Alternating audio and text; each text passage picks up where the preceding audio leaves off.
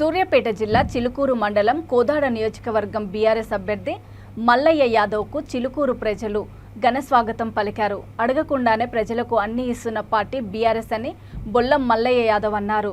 చిలుకూరు మండల కేంద్రంలో నిర్వహించిన ఇంటింటికి బీఆర్ఎస్ కార్యక్రమంలో ఆయన మాట్లాడుతూ ప్రజలు అడగకుండానే సీఎం కేసీఆర్ కళ్యాణ లక్ష్మి, రైతు బంధు, ఆసరా పెన్షన్లు, రోడ్లు, వైకుంఠ ధామాలు, రైతు వేదికలు అమలు చేశారన్నారు.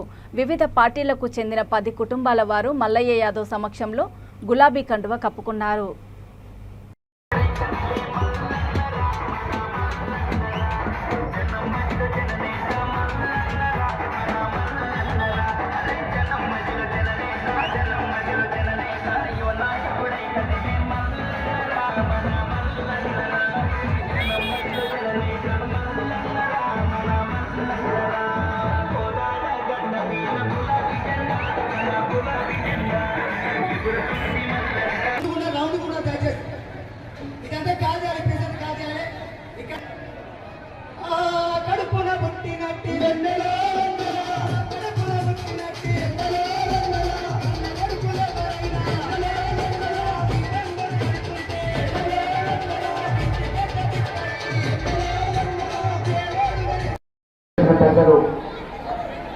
నర్సయ్య గారు, కాశయ్య గారు, శైలు గారు, సురేష్ గారు, పిచ్చయ్య గారు, బెల్లంగూడ నాగయ్య గారు, పాట గారు, రాజు, మాతృమూర్తులు, తోపుతులు, కవిరాల రామయ్య పెరిగింది చిలుకూరులోని ఓట్ల కొంచెం పాడు.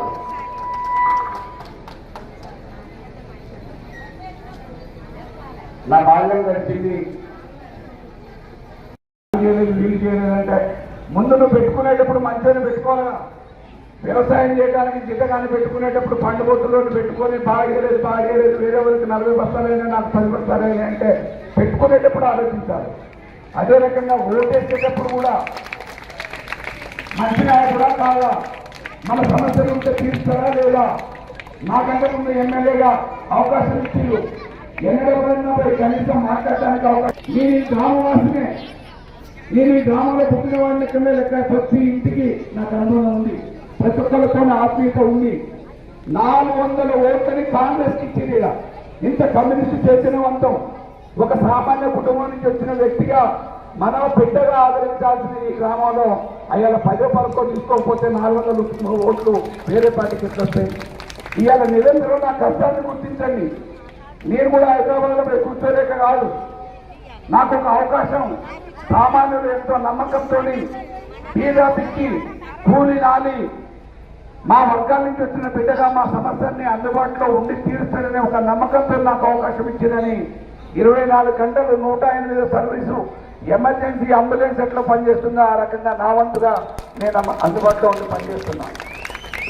ఇవాళ ఈ ప్రభుత్వాన్ని ప్రజల కోసం, ప్రజల పక్షాన నిలబడటానికి, అడగటానికి, అసెంబ్లీలో ముఖ్యమంత్రిని దృష్టికి తీసుకుపోవడానికి అనేక సమస్యల్ని ఈ ప్రాంతం నుంచి తీసుకుపోయి ఆ రోజు కాలువకు నీళ్లు రాకపోతే, చివరి భూములకు అందకపోతే లైనింగ్ కోసం ముఖ్యమంత్రిని శాసనసభలో అడిగి ఇవాళ 2,800 కోట్ల రూపాయల నిధుల్ని లైనింగ్ కోసం మంజూరు చేశాం. కాబట్టి చివరి భూములకి నీళ్ళు అందుతూ ఉన్నాయి. ఇవాళ ఒకప్పుడు నీళ్లుంటే కరెంట్ ఉండేది కాదు, కరెంట్ ఉంటే నీళ్లు ఉండేది కాదు, ఈ 2 ఉంటే కాలం అయ్యేది కాదు, కాలం అయితే పండిన పంటకి ధర ఉండేది కాదు. వీటన్నిటిని చేయడానికి అప్పులు చేసిన రైతు ఆత్మహత్యలు చేసుకున్న సందర్భాలు ఉన్నాయి. కానీ ఈరోజు తెలంగాణలో